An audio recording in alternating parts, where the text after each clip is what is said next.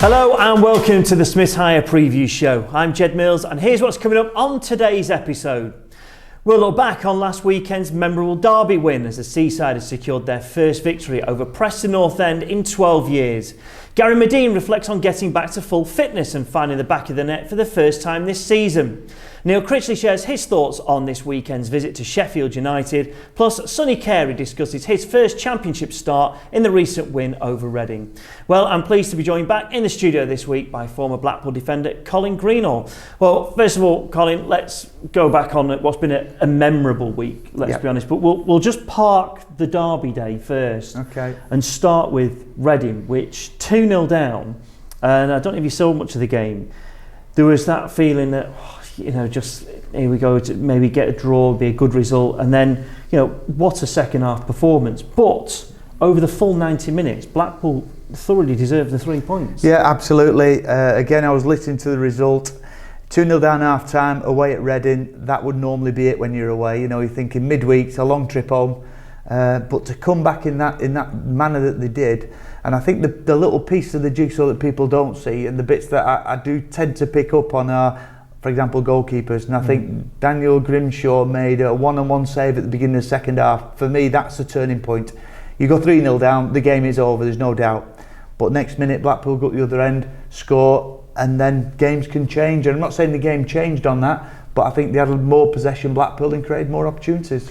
And then from that game, going into the Preston North End game, do you just think that gave Blackpool just that bit more confidence? If they'd have lost that game, going into Saturday possibly could have been a bit different. Yeah, of course it can. There's no doubt. I think the way they won it and being 2 down and winning it 3-2 in the end has given even more confidence. But I don't know if Blackpool players need any more confidence. I've got to admit, Jed, over the last couple of years, you watch Blackpool, if they do have a poor result, for example, Forest a few weeks ago, they tend to come back where they don't get beaten the next game. It's happened once this year. And last year it happened a lot of times where if they have a poor result, it sort of doesn't seem to affect them. And I think a lot of that, if not all of it, does go down to the management and back on the training ground. They must go in, reset on the Monday and get ready for the following game. And that's what I like in Blackpool. It's just that whatever the results have gone, how they've been going, they seem to reset and start a game in the same manner. Yeah, we talked a lot last season about Neil Critchley and the way that he's not frightened to make big decisions, and if they get a big win like Reading was, there's some real good standout performances. We'll speak to a few as well coming up on the preview show, and I think a lot of people were surprised that some of those weren't included into the starting 11 against Preston North End, one of the biggest games, if the biggest game of the season. But again, the manager got it right. Absolutely. I think the new way of managers working is a lot more now that they change it. They look at the opposition and they will play the opposition. In my old school head, I'm thinking you play your best team and let the opposition worry about you. Well, he still does that, but there's a little bit of a mix and match. He won't go away from the core, what he's got in his team. However, if he thinks that he needs to change little areas, he'll do it. And at this minute in time, it's all working. So what you've got to do is just carry on with that. If that works for the manager, carry on doing it. Yeah, and as we talked about Shane Lavery as well, it had been out, but Jerry Yates coming in. He seems to be getting that confidence back, and again against Reading was fantastic. But for me, just on the derby day, that pass through to Gary Medine was just something different. Absolutely, and we spoke about it earlier in the season with Yates. People are saying, "Oh, is he off form? Lavery's coming now. Is he going to get his place back?" Well, now you have got a scenario where you've got 2 strikers. Now, whether they ever play together may not be the case that they do, but you've always got a striker, for me, that's going to be on form. And you just see by the goals, again, with Reading. His first goal is a typical goal for Yates, for me, 6-8 yards out header. And then I think it's his 9th penalty on the spin. Not miss a penalty in the Football League. It's the confidence of him, and he's buzzing about, you can see it. But the little ball he put through, and the more I've watched that goal against North End, I'm thinking the defender's obviously stood there with his legs open. We teach players to stand sideways so that doesn't happen, but he's just seen it, he's spotted it. Medine's make a good run, and to just put it through, that wasn't luck. At times they do go through the defender's legs and it's a bit of luck, but he's played it through perfectly, and then they've got the goal 2-0. And well, apparently he's called it as well. Apparently he's without a doubt. It is so obvious it's there. He couldn't go round him, and he's thought, right, whether he has called it and shouted Megs at the same time, and if he has, fair play to him, it's an even better goal. Yeah. And Gary Medine as well, getting on that score sheet as well. Delighted for him because he's a big character, isn't he? He's a big character in the squad, big character clearly in the dressing room. Yeah. Fans seem to love him as well, and just getting the winner. They say about heroes being made in Derby Day games, and that was a big goal for him. Yeah, it was a big goal for him, but he is a big person, I think, to have around the place. You know, I think we look at the Blackpool squad, and people talk to me about a lack of experience maybe in the squad. Players seem to change and come in and do a job. I don't think it's a problem.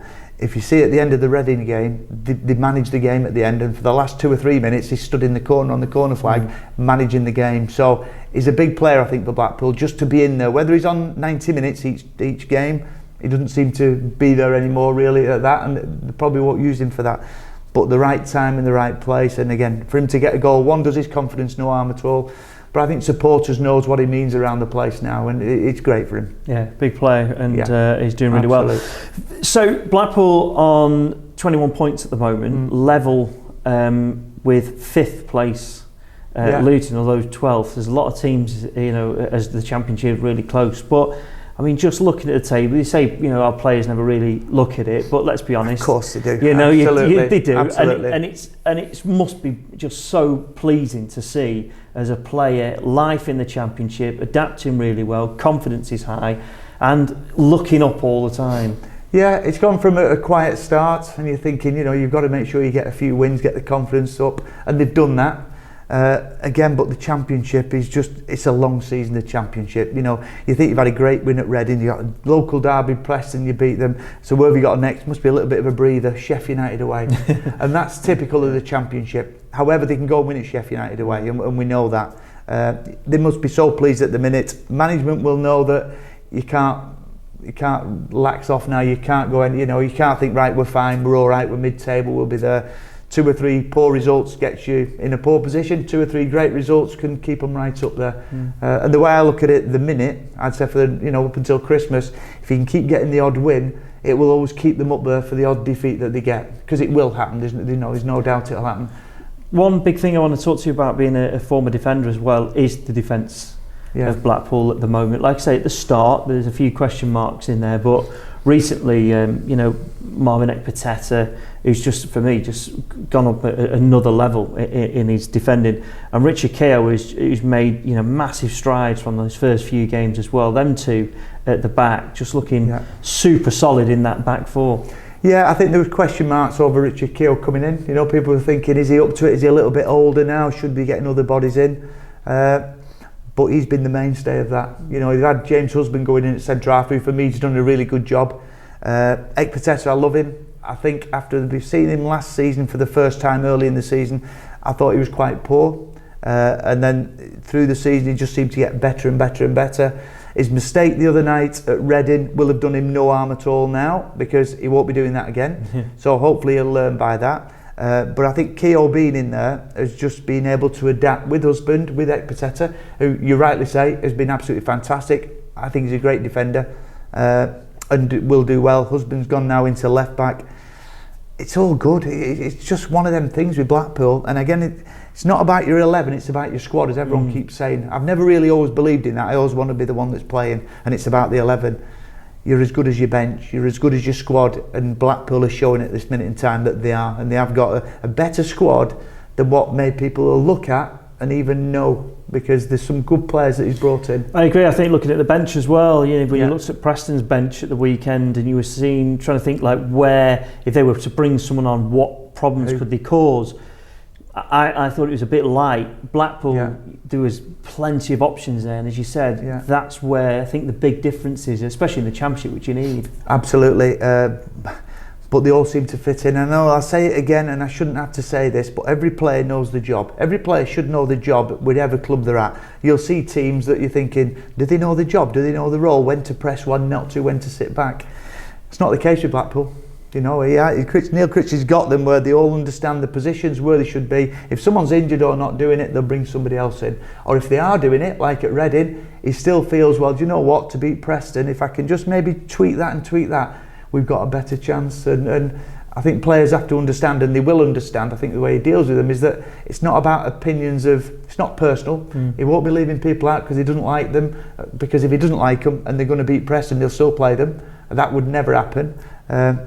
But he's just got a way of working it, and at this minute in time the players have bought into him and his philosophy, and they've just got to carry on what they're doing. Yeah, talking to Neil Critchley as well, great scenes at the end with the fans, great post-match when you say, you know, I just want to sort of be in with them, you know, the atmosphere is that good, I actually want to be in there. And you see, I mean, you know, you've been around the game long enough, you know, doing media stuff as well, where sometimes you get, you know, managers saying that, you get coaches saying that, you get players maybe saying that, but, you know, is it real? You know, he would love to be out there. He's just got this real enthusiasm at the moment. Well, he's got a really close, it's the new modern manager for me. You know, he's got a bond with the players, where the players are, and I'm wondering whether he got that at Liverpool by any chance, where you've got players coming off and managers hugging them and being, that's never happened years ago, because the week after a player may be dropped and next minute they're fighting each other sort of thing. But he's got that connection with players, there's no doubt. He's got the connection with the supporters, and if you get that triangle of players, supporters and manager all being together and connected, it just shows, one, he wants to do well for himself and the club, there's no doubt about it, he really does, but it won't do him any harm in the long run, you know, of where he wants to get, and hopefully he'll get there with Blackpool. Well, let's hear from one of the Derby Day goal scorers now. Gary Medine found the back of the net for the first time this season in that win over Preston after recovering from a lengthy spell on the sidelines. Well, here is the striker on that win and coming up against one of his former sides this weekend. If you want to watch this interview, head over to Tangerine TV, £1.99 a month, absolute bargain.